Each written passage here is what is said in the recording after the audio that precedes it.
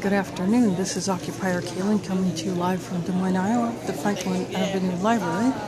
In a few minutes, Martin Luther King Day celebration will begin, and the featured speaker is Kaya Carter, who is in high school. He is an up-and-coming activist. She has organized many of the police brutality protests here in Des Moines, and I streamed all of those, and I will be streaming this today.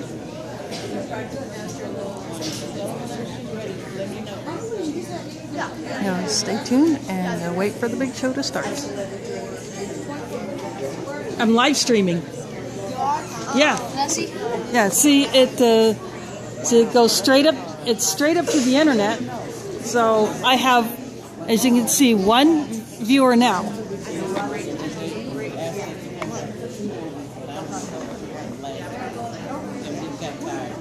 What? Can I see? Yeah. See, I have one. That's one viewer. It's hard to see that. Turn it like that so you can see it says viewers and have one. And that is the time, the run time. So you were talking to yourself? No, I was talking to my viewers. The one viewer that I have. You don't have it on your my tablet. I could do that, but I'll use my tablet for taking pictures. Why you got two of them? Well, because I cannot shoot pictures and live stream at the same time. So are you famous? Are you the famous person I heard about? No? Were you the one in the paper? No? We have a whole row. I'm looking at all the famous people. Yeah, I'm pretty famous, you guys. Yeah, you That's too. my great niece on there. Do And you have internet? Sean, are you famous? Do you have internet? Yeah? Okay. yeah, I'm connected to the library's Wi-Fi right Samantha, now. are you famous? Look at So go that. home. How do you go home? Wow, I'm impressed with all you guys. Well, if I want- Oh, I see. Go to internet. Go to Firefox. But I'll use this. I'll use my tablet for taking pictures. Use it. Hi, Kaylin. Hello. You Yeah, got that too? Or you don't? I don't have any because I don't have the capacity for it. What does that mean? I don't have enough storage space. Yeah, you do. You can just delete. Yeah, but I don't want games on here. Do you like Candy Crush or something? I don't play games. No. Nope. I don't have the capacity on here, so I just don't do it. So I'll just be using this for taking pictures. And that for live stream? And my phone for the live stream. Yeah, that's what I thought. So I'm live right now. Sure.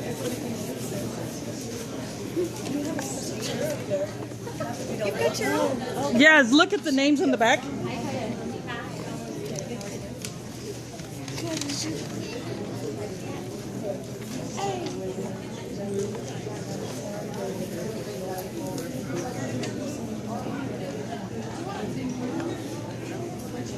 You wrote an essay too.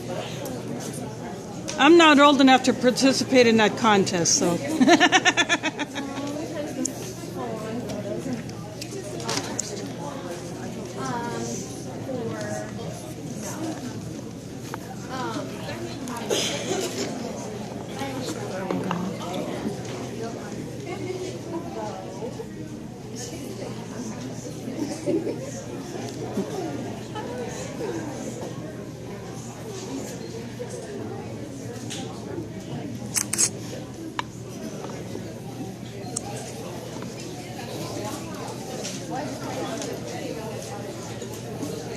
I was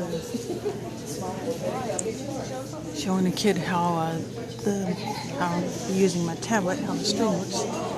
We have another camera here, and then other people will be shooting pictures or video, but I'll be the only one live streaming.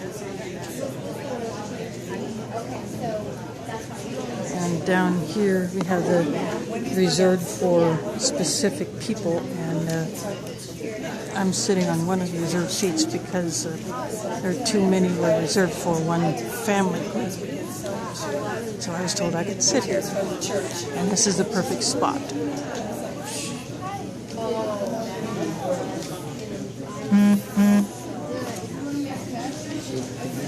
And this is a Martin Luther King celebration. Kaylin, you remember Kevin, right? Yeah. Pretty good? As I was saying, this is the Martin Luther King celebration. And the featured speaker is Kaya Carter, who is a youth activist here in Des Moines, who organized many of the protests that cropped up in the city after the Mike Brown murder. We are here at the Forest Avenue Library in Des Moines. And I have my tablet that I'll be using to take pictures, and I just shot one about a minute ago. And so we have the camera guy setting up over there for his video shooting. And part of this is a contest that kids entered. They entered essays, and it looks like they have printed copies of their essays, and they may be reading them.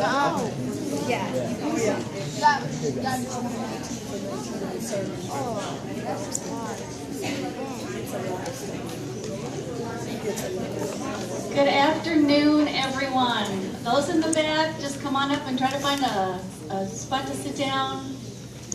Glad you're all here. Welcome, everyone. What a wonderful turnout. What a wonderful day we're celebrating. Welcome to Forest Avenue Library. My name is Sue Woody, and I am lucky enough to be the branch manager of the Forest Avenue Library. And I say lucky because we've got so many special people here today. And I want to point a few of them out. But first, as we know, Martin Luther King Jr. had a dream. And that dream concerned the children of our community. And I thought a lot about that and how Forest Avenue Library and our community can and are making a difference in the lives of our children. That's what's most important to us. Now, an event like this, it takes a lot of preparation, and I want to thank all of those who are involved in this in any way, shape, or form. Nikki Hayter is in charge of the event this year, and she's done a wonderful job, and she's worked with such passionate people who are so creative and have such wonderful ideas, and they're willing to bring that into the library, and I'm very, very thankful for that. I want to say that I was particularly impressed by the passion and involvement of our teachers. Our teaching community, we have one of our judges, Esprit Stewart is a teacher. Mr. Joseph is here with Brother to Brother teachers. We've seen teachers come in. We've seen principals come in. I imagine some of you are in the audience today. And the teachers, including our kids' first teachers, their parents, are the ones that are really making Dr. King's legacy come true. If you're an educator or a parent of one of these amazing kids, would you stand up so we can thank you? And Nikki, can we thank you?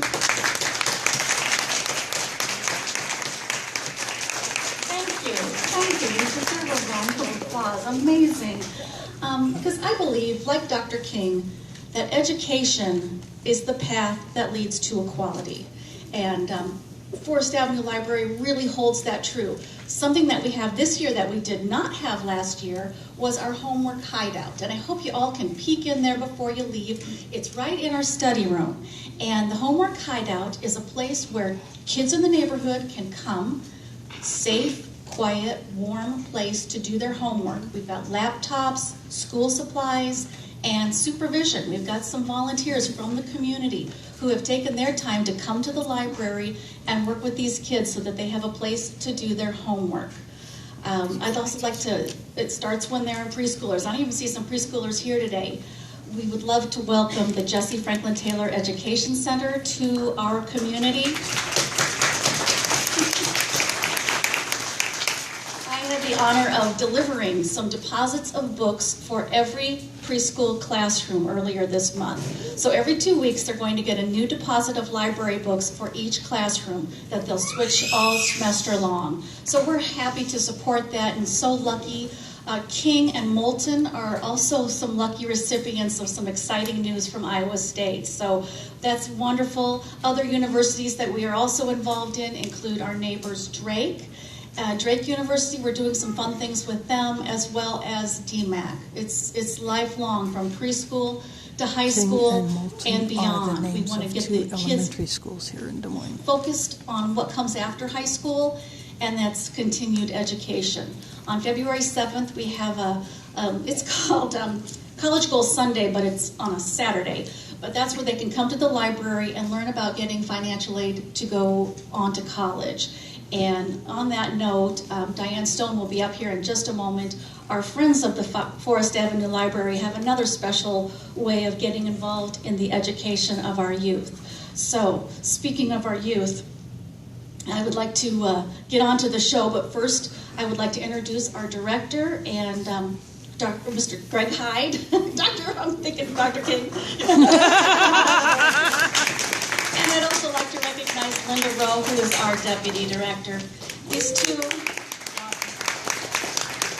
two support us, and they support the library and all that we do, whether it's a homework hideout or a scholarship or a fantastic event like today. So thank you for coming. Thanks, Greg.